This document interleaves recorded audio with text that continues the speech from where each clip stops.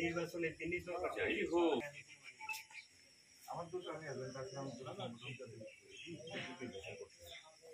আমিও চাইতে একটা সুস্থ, যেহেতু আমার মা বাবার রক্ত ভয় পাইও না, ভয় পাইতে পাইতে পাইতে নাকে দিয়ে পাশে মাথাটা কি ছিল তুমি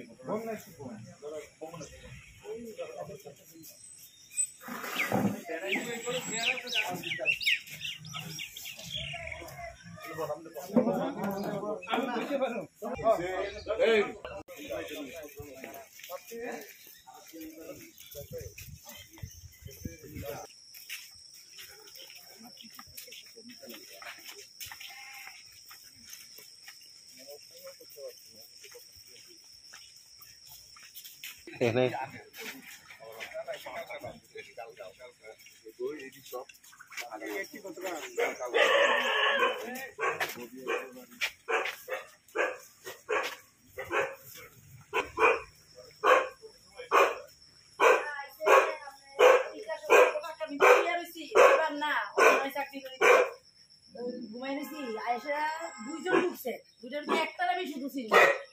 বাকি বাইরে এসেরা আমার মেয়েটারে কইতে তোর বাবা কই, তোর বাবা কই, মা মা এটা তো না আমি সদাকটি উঠেছে দরুমটাতে পড়ছে তুই দেখছি এরপরে আমার মায়ে আমার ঢুকতেছে গা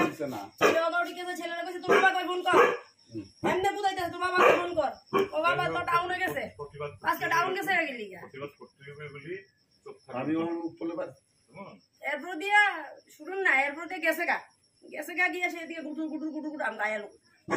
আর আমি থেকে মানুষ নাই, আমি কি আমার কি গলা নাই, এরপরে দেশে আয়া সেটা আবার আয়া সেটা বিশ্রী কথা কইছে, আমি আপনার সামনে কইতে পারতাম না, আমি কইতে পারতাম না, কিন্তু আমি কালকে কইছি সবাই সামনে চিৎকার দিয়ে কইছি আমি কথা, কেউ বাইরেছে না, আমরা পাড়ার একটা লোক বাইরেছে না, আমি চিৎকার দিছি। এরপরে এই বাড়ির একটা ছেলে আছে আপনার বিজেপির, হ্যাঁ আমি ডাক দিয়ে কইছি কিতা ফিঙ্কু আমরা কি থাকতে পারতাম না পাড়ার মধ্যে, আমার মহিলার কি কোনো নিরাপত্তা নাই, হ্যাঁ এভাবে গেটে বি ধরুন দিয়ে পড়তেছে,